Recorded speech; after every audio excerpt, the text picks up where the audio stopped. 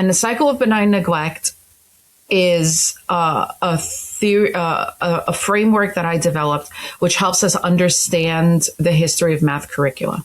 And my reading of this is that since World War II, curricula is basically cycled between very conceptually based and very procedurally based. So ideas based or process based way of doing mathematics.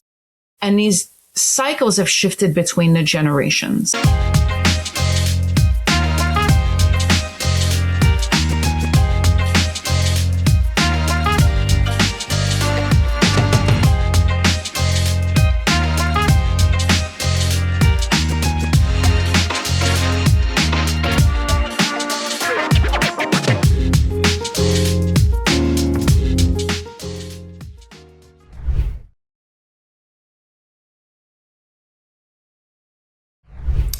Welcome, everyone, to Hall Pass to Nowhere.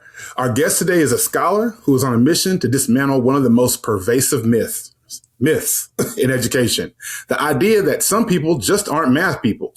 As the founder and CXO of Compassionate Math, she has spent her career proving that mathematics is not just a cognitive exercise, but an emotional one. She is a former award-winning professor, has a PhD in teaching and teacher education, and a pioneer in the field of math trauma recovery. She doesn't just teach people how to solve math problems. She teaches them how to reclaim their intellectual agency and heal their relationship with a subject that many have feared for a lifetime. Please welcome the winner of the 2021 Soup's Choice Award for Most Innovative PD Solution in Education, Dr. Geillan Aly. Thank you so much, Timothy. What a wonderful intro. Hopefully I'll be able to live up to it. Thank you. Will. I know you will. I know just from when people heard that compassionate math, ears perked up, and I know already so many people want to know what that's about. And the term itself is one of the things that drew me to you as a guest, and looking forward to this conversation because I have not felt like math has been so compassionate in my years. Hence the name. That's the point. Absolutely. Yeah. Oh, so let's go there. Let's go there. Since we're talking about the name already, let's go there. Okay. I'm going to kind of leave this broad because I just want you to take it where you need to take it. All right. Tell us about the idea, the development, and the why behind compassionate math. Okay, so I'm going to take you back to the pandemic. It was 2021. I was so lost. I was teaching remotely because I had to be at home. And it was the worst teaching semester that I'd had. I wasn't doing right by my students. They were frustrated with me. I was frustrated with them.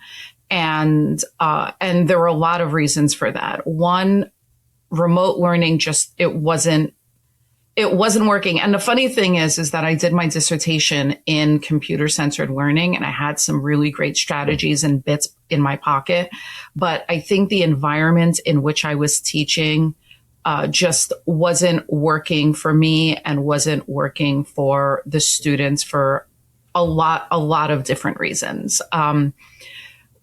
During that time, I also had taken, just after that, I took a leave of absence from my institution because of all of these issues that I had in my teaching. And I just saw how our students were so lost in what education means and what it means for them to get an education and how somebody goes about learning, especially in environments where some students are taught that you're never going to succeed and that there's no point in you trying, et cetera. And there was just this mental block that these students had, and that I had trying to get them out of that box. And for me, things were getting to like a critical point, a breaking point for me. And so I wasn't as nurturing and sweet. I was a lot rougher around the edges. And I was just thinking there has to be another way. And a colleague of mine told me,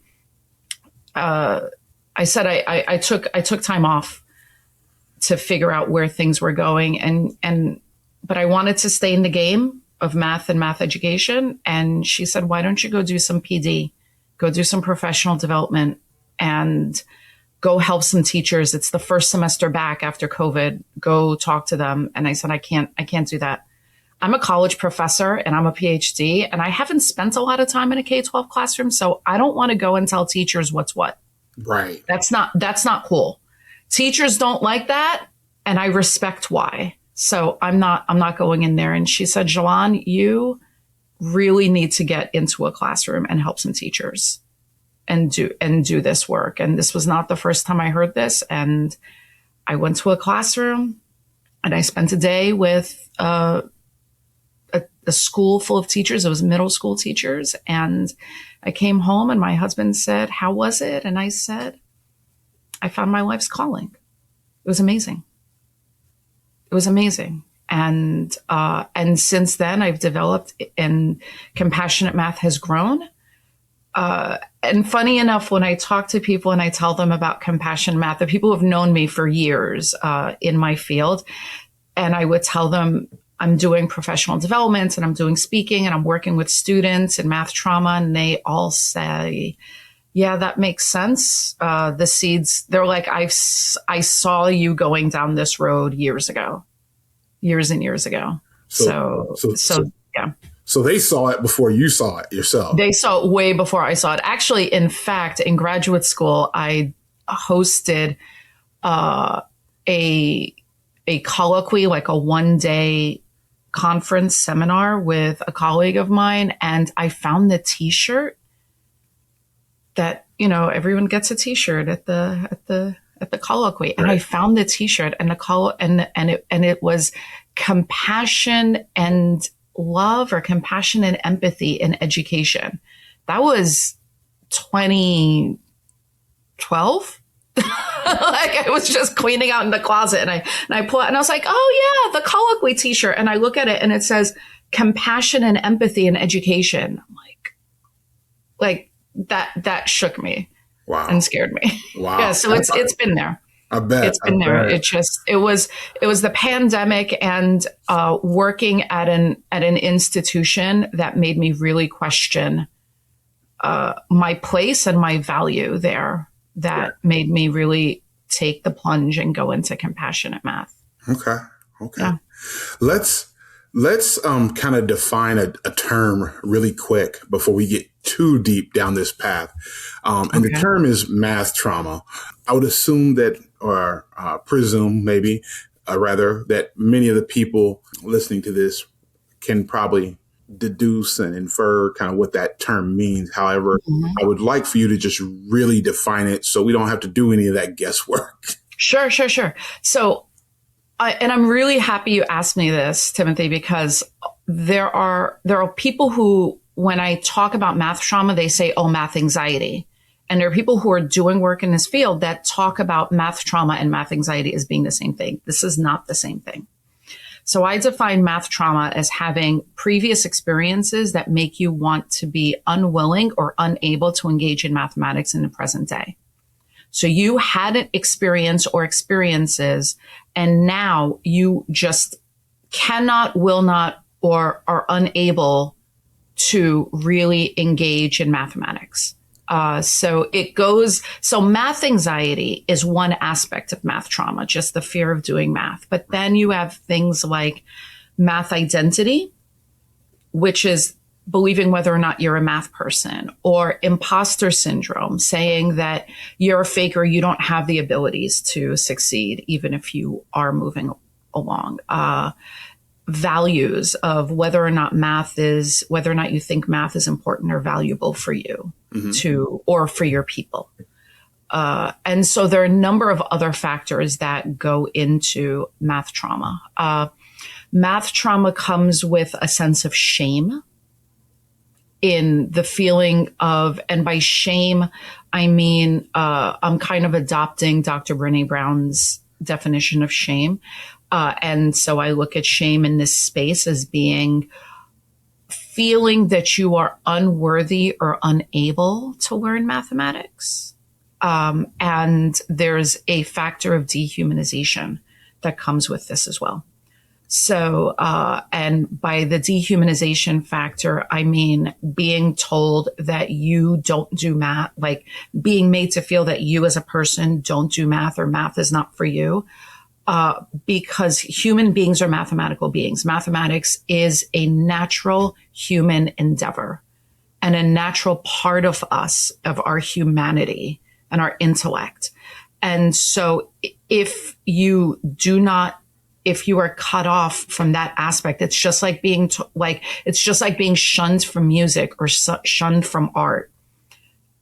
If you're shunned from mathematics, then there is a certain dehumanization. There's a dehumanizing element that occurs. And there are some researchers in the field of math education, like Rochelle Gutierrez, who talks about the dehumanization in the math classroom. And so that is what math trauma is. It is a past experience that prevents you from feeling unable or unwilling to participate in mathematics, but with it goes all of these other aspects of shame and dehumanization. And then it shows up in ways like identity issues about being a math person, anxiety issues about the fear of doing math, imposter syndrome, values, self-efficacy, your confidence, etc. So there's a whole little ecosystem around it. Wow. Yeah. So in anticipation of this episode, I kind of did a, very informal kind of straw poll amongst my friends or colleagues, my village of people around me. And it was very kind of, I'd say, one way or the other. Either some got math or quote unquote got math, loved it, had a great experience with math, and the others didn't. And it was almost about 50% roughly, somewhere in there. That's great. Roughly. Okay. Now, what I'm getting to is the ones that didn't get math, I followed up. I was like, so was math always a struggle? Well, just a light, conversational question. And what I found out is in the 50% that did not consider themselves math people, what happened is they were like, I was an excellent math student. I was good in math until my freshman year. I was good in math till my sixth grade year. I was good in math till my sophomore year. There was some variance there, a variety there. Right. My question is, and I mean, obviously you probably can't answer this definitively, but is that a very common thing that where students are good in math or exceptional or whatever, above average, whatever you want to grade them as, but they are proficient at least. And then all of a sudden they hit a grade or a subject, geometry or whatever. And then all of a sudden, or is it the educator? I mean, it could be either. Okay. Right. But if you ask people to tell, so in math education, there are practices where you write your math autobiography. This is my story of who I am as a math person. And I invite you, the listener, to do this. Think back on your story as a mathematician and think about math in your life. For those people who feel that they've experienced math trauma, they can definitively tell you a moment in their life where it all stopped. Because again, human beings are mathematical beings. This is a natural occurring process in our intellectual development. And then you hit a wall. Now that wall could be a bad teacher, right? That wall could be you just didn't see it. And then because math is cumulative and no one gave you a different perspective, it fell apart. That wall could be that you have dyscalculia or ADHD, and then no one is able to get you on a road that works for you. But almost always, there is a defining moment that hits and then kind of throws you off your road. And then you go, oh, well, I guess that's not for me. And the challenge is that, or the work that I do is to help somebody go back to that moment and say, look, see, that wasn't you, the person. look at your circumstances. Look at how math was the first class period of the day and you were super tired because you weren't sleeping well because that was going on at home. Right? Right. And so your brain wasn't able to process, and that's fair, right? And it's hard when 13-year-old you doesn't get a full night's sleep, or you go to school hungry that day, or you had a long-term sub that just did worksheets or something like that, right? But what I try to show that person is almost always, and actually I'm going to say always, but I don't like, you have to be careful about, using absolutes. Yes. Right?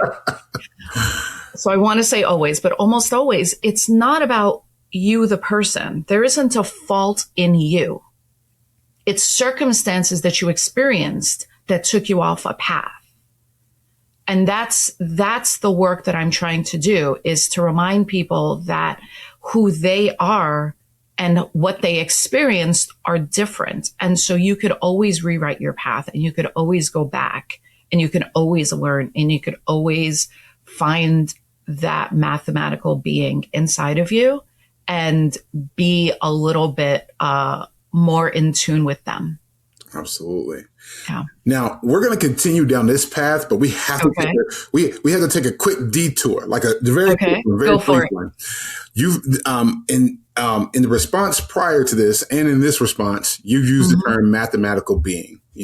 That we are mathematical beings. Very much all that.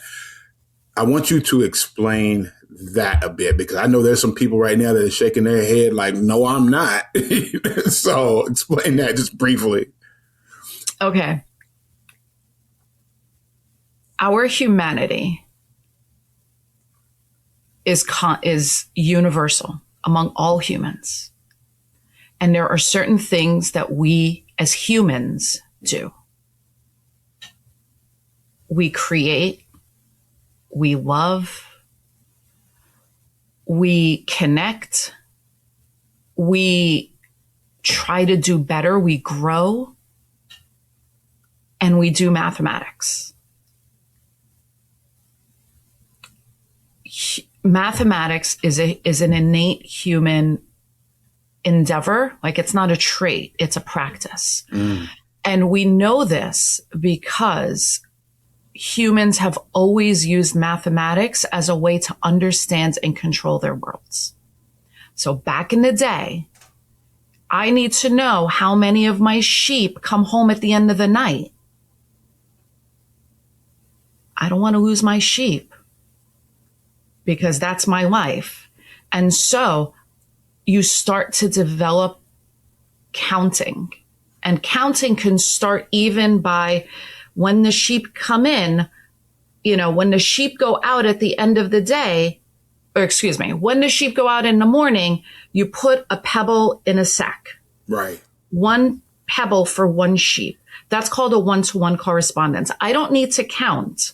I just need to make this connection. One pebble for one sheep. Okay? And then at the end of the day, I have my sack and the sheep are coming in, and I take the pebbles out.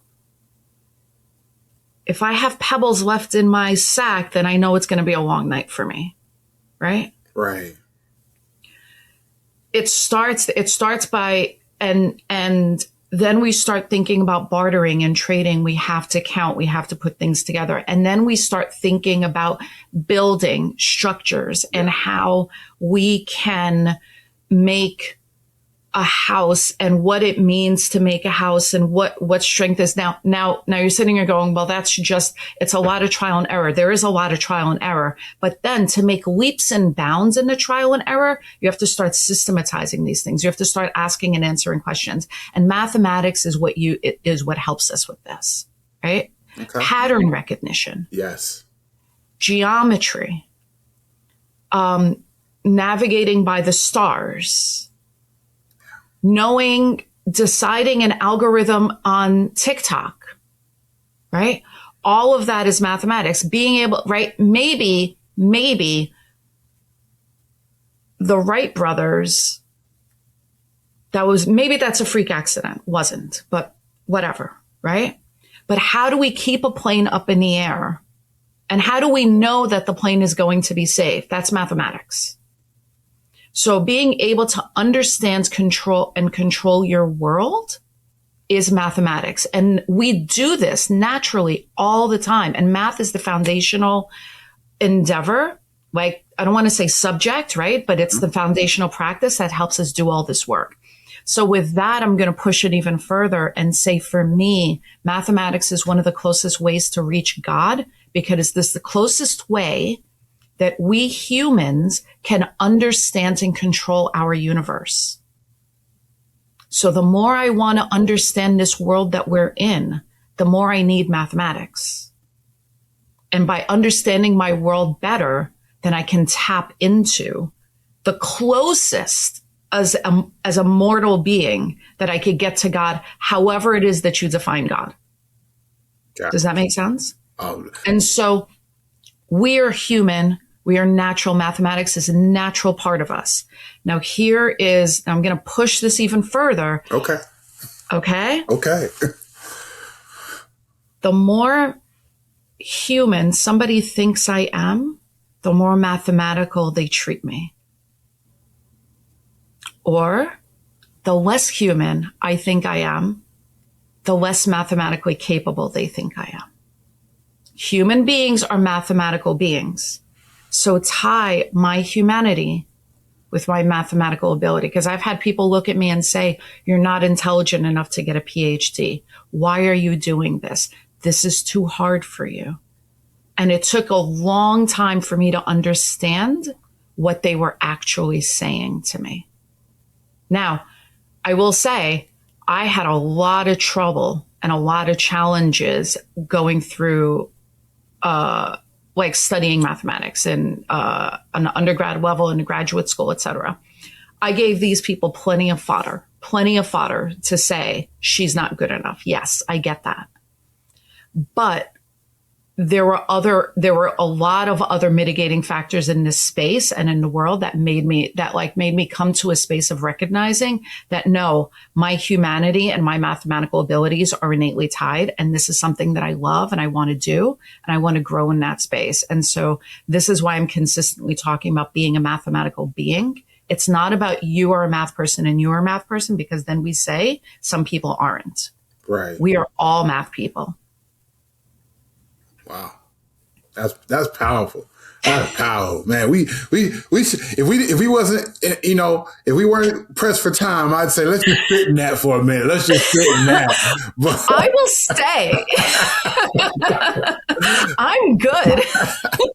Oh man. So let's pivot back to, we talked about, compassionate math, the foundings, math trauma. You defined that for us.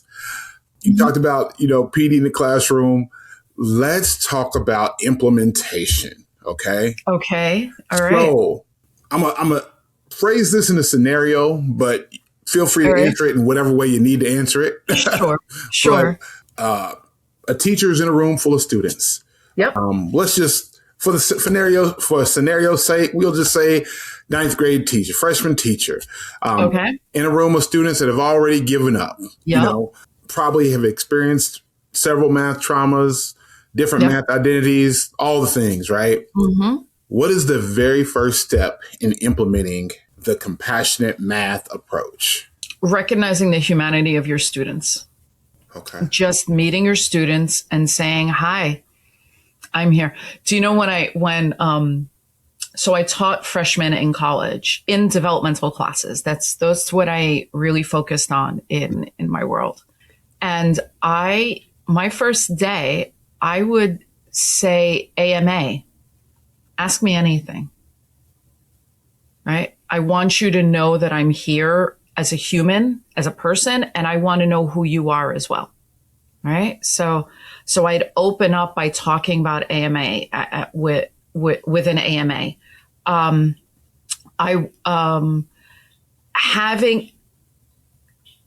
Recognizing the challenges that the students had, coming in and saying, listen, this is hard, but you can do this. And I believe in you and I'm going to support you. Right? You may have seen this. maybe you've seen this work before because you failed this class once or twice or took it previously, or you've seen this work because and math is so repetitive that you're seeing the same thing over and over again. And so, and this brings up some traumas for people, because if you always had an issue with this type of concept, right? Right. Then every time you see it, it's like, oh, here we go again. And then it brings you back and it triggers you. But saying, I'm here for you, right? This is hard, but we can do this. Talk to me about your experiences and make those bonds, right? If you just walk in and treat your students like they're a whole bunch of brains in cans sitting there writing words and solving for X, then you're not going to get anywhere. Right. Right? Yeah.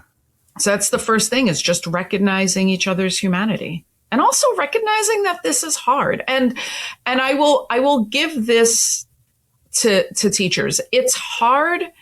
If math was always easy and natural and came to you and whatever, I understand that it's hard to have. It's not that you don't have empathy, right? Mm-hmm. It's not that you don't acknowledge. I've had teachers and faculty, university faculty, say, I can't relate. Right. Like, they're asking me these questions and I just can't relate.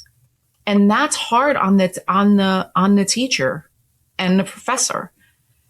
And so the challenge for them is to be able to find a way to reach and relate and come back. And again, that comes back to connecting with the humanity of the student. Right. Because I'm hearing you say this, mm-hmm. and I believe, I'm just recalling real quick, I believe everything that you're saying. Okay. In this conversation. And I mean that. I sincerely mean that. Okay. I guess what I'm having a hard time, or my disconnect personally as an educator, is when I think of my personal experience, when mm-hmm. I think of some of the math, because I'm a special education teacher, but when I think of some of the colleagues that I've had that are math teachers, mm-hmm. I don't think I've ever found, and this may not be fair to say, but forgive mm-hmm. me if I'm wrong, everyone, but mm-hmm. I don't feel like I've ran across too many math teachers that, in my opinion, see the human or are compassionate or practice empathy in the ways that we're talking about it here. Math has always, I shouldn't say always, there goes that word again. Most of the math teachers I have come across, either in my development mm-hmm. as a student or mm-hmm. Working with them as colleagues, have been very, I'll say, black or white people. Like mm-hmm. this, mm-hmm. that, very rigid, mm-hmm. Very rigid thinking. And so this is refreshing to hear. Everything you're saying is refreshing to hear. Mm-hmm. Do you ever have math educators that kind of, during the PDs kind of push back? Because, like I said, because it's. Yeah. So, I have teachers push back. I have teachers who will sit in the back of the room and fold their arms and be like, this ain't for me. That's and okay. Yeah. Sometimes the rigidness in the arms like relaxes a little bit as the hour goes on. Sometimes I don't necessarily make it or get them. So fair enough. Some of the rigidity in this comes from the way mathematics is talked and thought about being a rigid process. Okay. And there are two reasons to think about this. One is just thinking about math as being a way to solve for X and do the problems and pass the test and whatever. So it's a very transactional type formula. You need to do this so you can learn and move forward and pass the class and get into college or get that job or whatever. Right. So then math is very utilitarian. And everything becomes a little bit more rigid.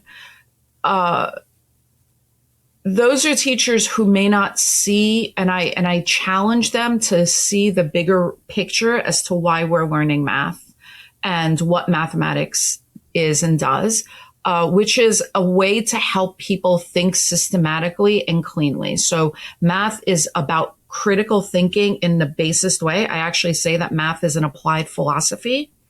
So that's what we're really doing. We're learning how to apply thinking, like systematic thinking in our work.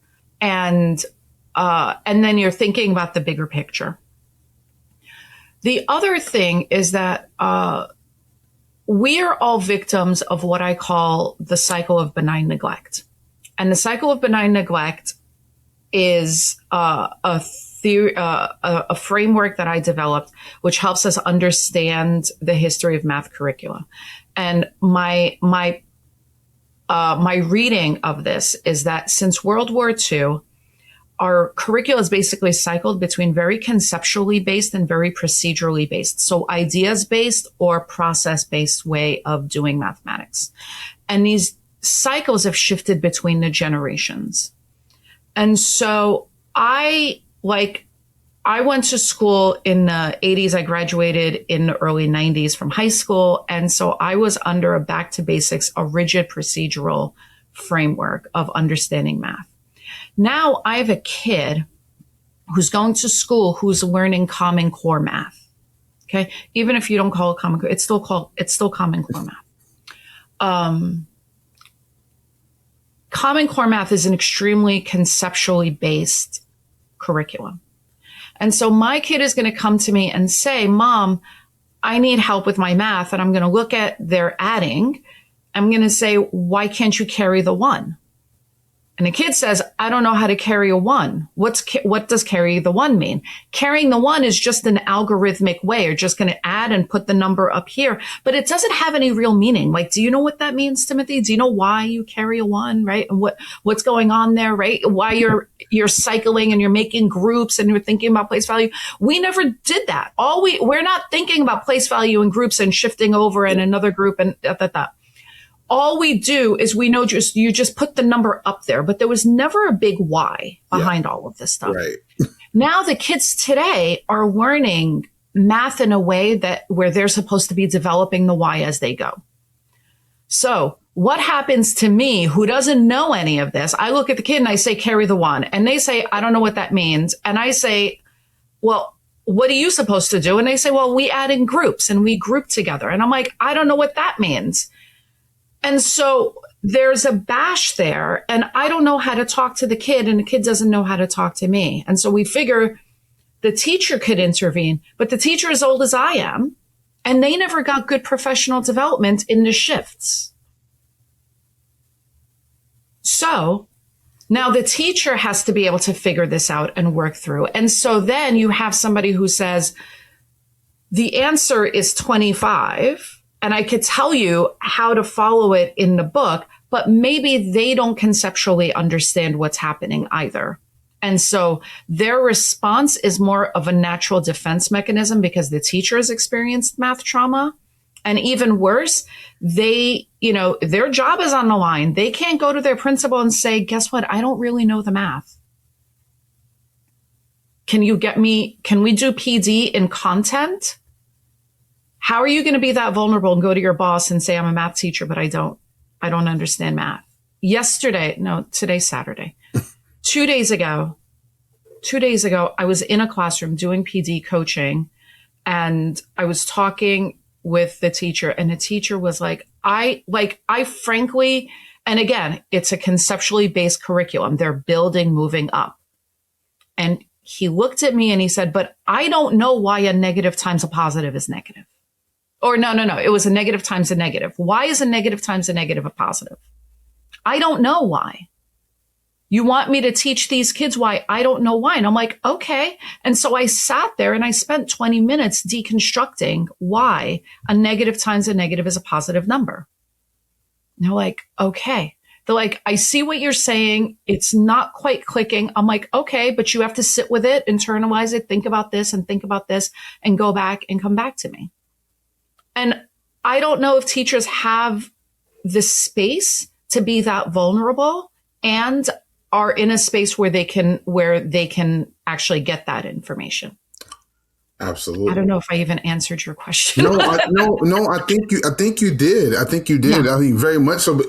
And not only did you answer it, I could hear all the parents listening to this being like, yes, when you broke down, because essentially I think you also kind of implied in your response why parents can't help kids with their homework. Yeah. So we're all living in this cycle, this really bad cycle. Right. And so, and it cycled, it was pre-World War II, and then new math, that was procedural, conceptual math in new math, and then back to basics with procedural, and then like NG standards with conceptual, and then No Child Left Behind was procedural, and then Common Core is conceptual. These jumps, it makes a difference, and it affects how we all see things, Right. And so this is why you get a teacher where I work with a student, and it's a 2-part question on a test, and they got both parts of it wrong. Right. First part, the kid messed up. Right. Like, here's what you did wrong, blah, blah, blah. They took that correct, and they took their incorrect answer, and they applied the work correctly, and they got an answer. Now, that answer doesn't match what's in the answer key, but the logic of the systems of the thinking was correct for the student. But the second part was also marked wrong. Why? Because the teacher didn't process the conceptual portion of it, or they're sitting there rigidly thinking in this black and white way. Rather than thinking about the humanity of the students, even though you have an incorrect assumption, you still came to the correct conclusion, and giving full credit on the second part, and not full credit on the first part. Right. So this is how all of this stuff comes out. And this is not a blaming the teacher bit. This is blaming the system in the way that we've all taught to think about math, and the way that we came to learn math, and the way that we bring math and think about math in our lives. Right. So I have to follow up with this, and I apologize. I just have to. Okay. Don't be scared. It's nothing big. I promise, just nothing big. Come at me.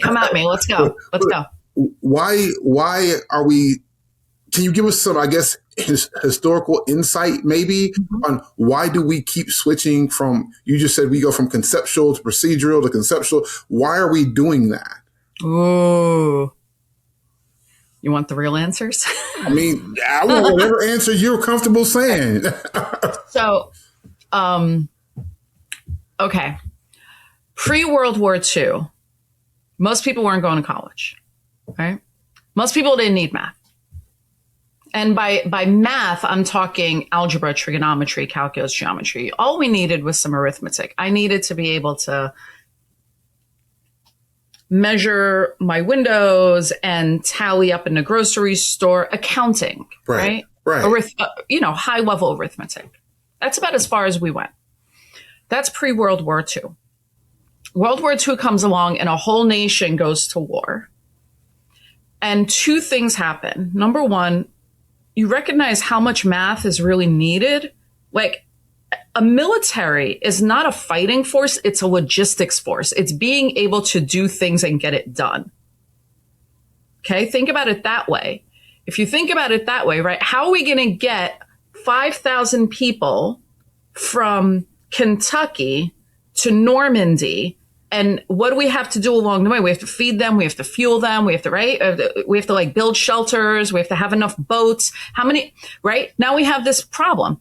I have a boat that holds 80 people, and I have 5,000 people. How many boats do I need? Right? You have how many potatoes do I need on the battleship? If the battleship is going to be out to sea for 2 months, and I have 700 sailors, and we eat potatoes twice a day, right? And everybody gets a half ounce of potatoes. These are all math problems. And guess what? The logistics was falling apart because the people didn't know mathematics well enough. Okay, that's number one. Number two, the nuclear bomb was essentially a German invention done under the US government, right? The US, we knew we needed the bomb, and we didn't have good enough American scientists and physicists and mathematicians to do the work. There was a declassified action called Operation Paperclip, where US citizenship and visas was given to Nazis and Germans to sneak into the US to provide the intellectual know-how we needed to build the bomb. Okay? By the way, the Russians were doing the same thing with German scientists. That's why they got the rockets. That's why they launched Sputnik. They had the rocket people. We had the nuclear people. Okay. We got the bomb. They got the rockets. All right. This brought a huge reality. We need mathematics, and we need a mathematically competent people.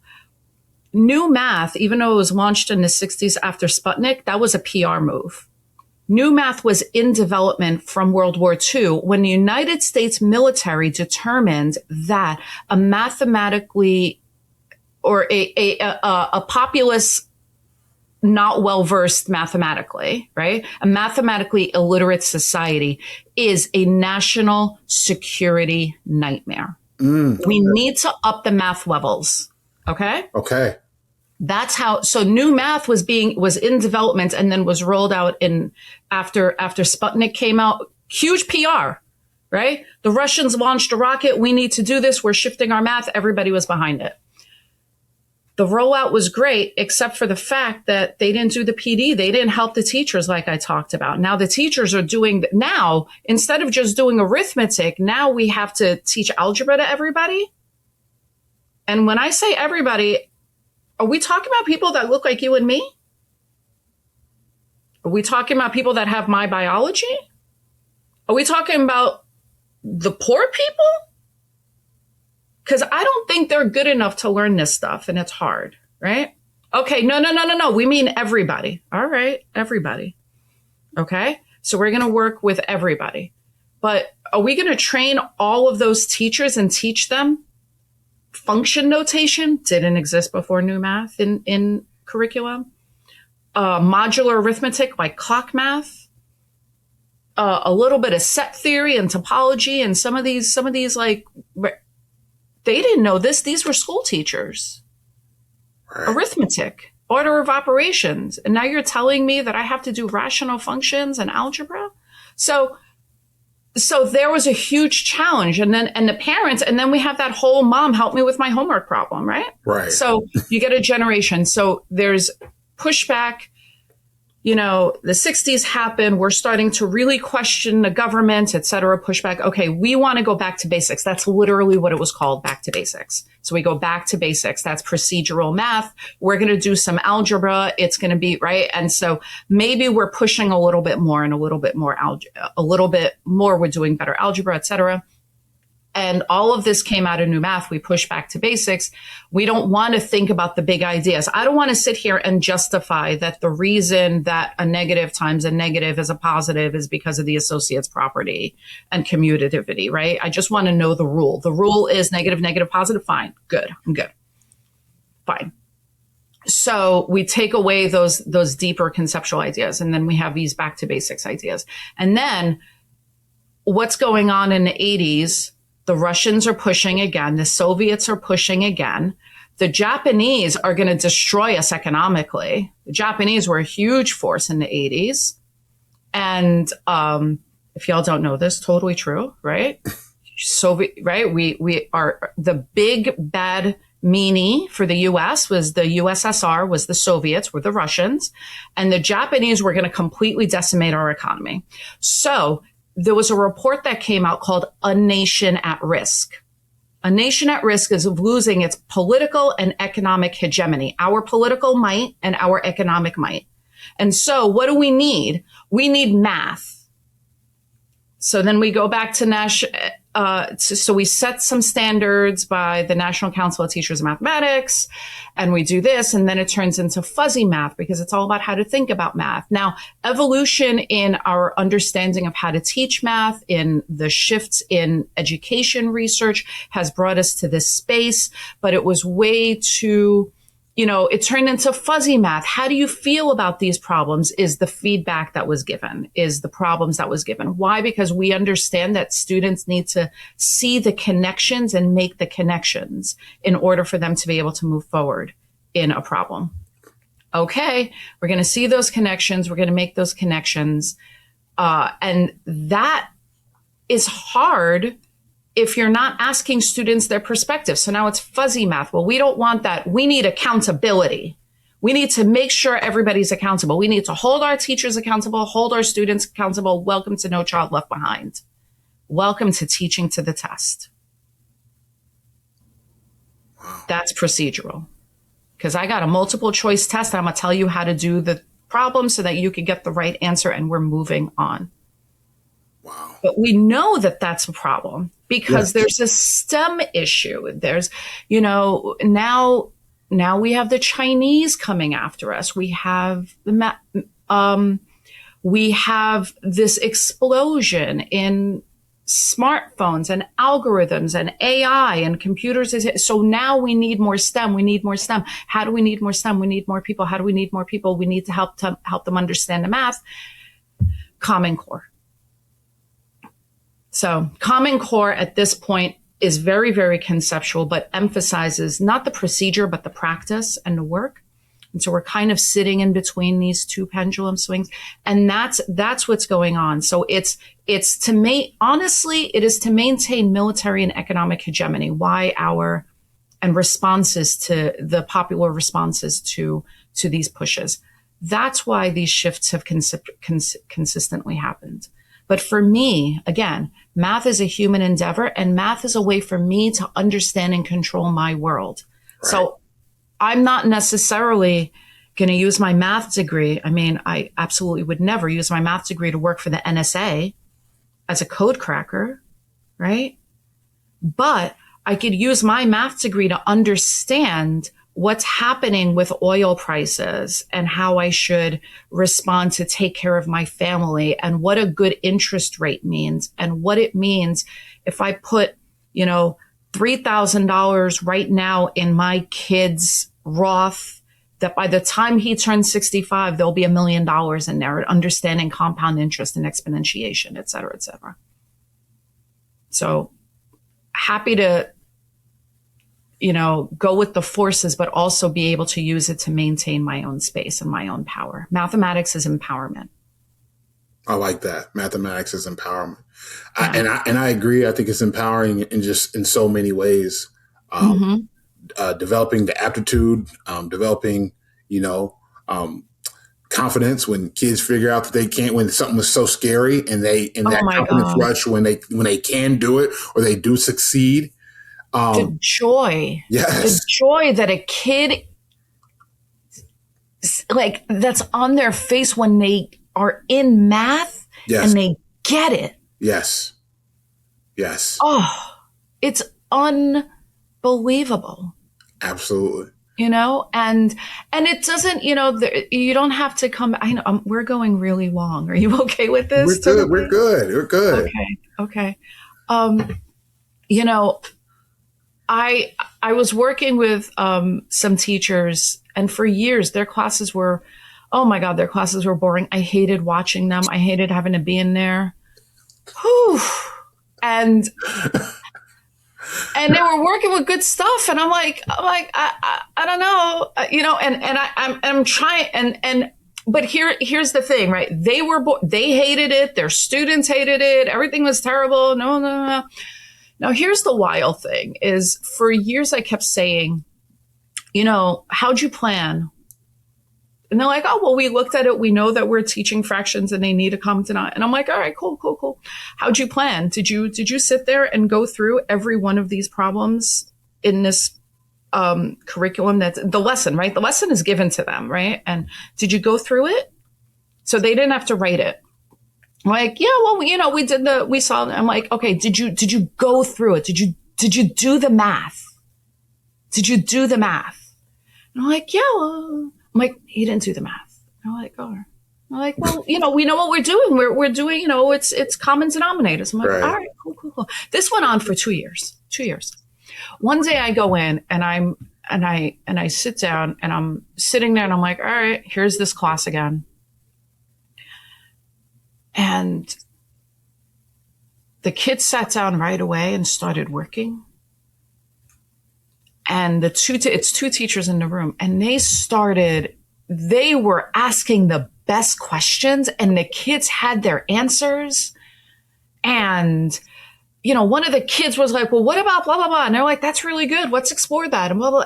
And the class was engaged and it was amazing. And I had to check my schedule 3 times and look at who I was looking at, because that was not the classroom that I've been in for 2-3 years. Right. And I walked out and I was like, and so I do in my coaching, I observe them. Sometimes we pregame, I observe them. And the most important is the post-mortem, right? Like, what happened? I go in there and I was like, what the F did I just see in there? And they're like, what, Dr. Aly, what happened? I was like, what did I just see? And they're like, what did you see? And they know I don't play, right? I don't play. If I walk in and I'm like, what did I just see? They need to have a good answer for me. And I was like, I saw engagement. I saw good work. I saw responsiveness. And I was like, what the F did I just see? What did you do? This was nowhere near the class that I know. And you two are not the teachers that I know. What happened? And they looked at me and they said, we did the math. I'm like, what do you mean you did the math? They're like, we sat there and we went through the first problem, and something about that first problem caught us. And we were like, I wonder why, and I wonder where. And then we saw this. When we looked at the second problem, we realized that the second problem was like building on this problem in this way that was like really subtle, but we thought that was really interesting and blah, blah, blah. And like, we did the math. That was it. That was it. It is. And when I tell you, this is not like okay, there are problems that are like relatable and whatever, but this is not like super mesmerizing. And this is algebra. Yes. This is algebra. This is 6th grade pre-algebra, right? Like, it's dumb and boring in the school sense. But all they did was spend the time exploring the fundamental ideas that were and their minds were like lit up, and the kids' minds were lit up. They're like, Dr. Aly, now we do things, and the kids are all like, oh my God, this is so cool. I love math class. Math is my favorite class. And I'm like, what? And they're like, math really helps me think, and math is really pushing me. So it's do the math. It's do the math. It blew their minds, blows my mind every day. Just do the math. Wow. Yeah. So, man, that's so just, that is such a good point, or a great spot to finalize this conversation. You can't be compassionate if you're not doing the math. Yeah. Yeah. Just do the math and explore it. It is such a part of our humanity in such a way that when you really see something clean and beautiful, like it'll wake up something in your soul. I promise you. I promise you. I believe it. This conversation has woke something in my soul. I mean, seriously, it very much has. I actually have your tab pulled up, the Compassionate Man tab pulled up as well. As we wrap here, for anyone that wants to continue to follow your work, or just explore some of the ideas and principles that you've laid forth in this conversation, how can they find you? So I'm at compassionatemath.com, and LinkedIn, I'm Geillan Aly.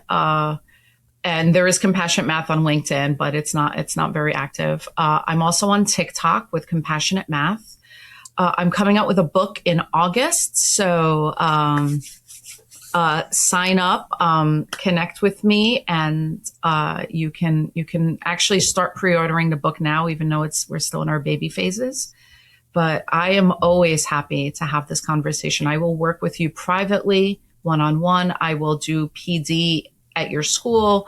I will come and I speak to your faculty or your undergrads. I am here to serve. I believe it.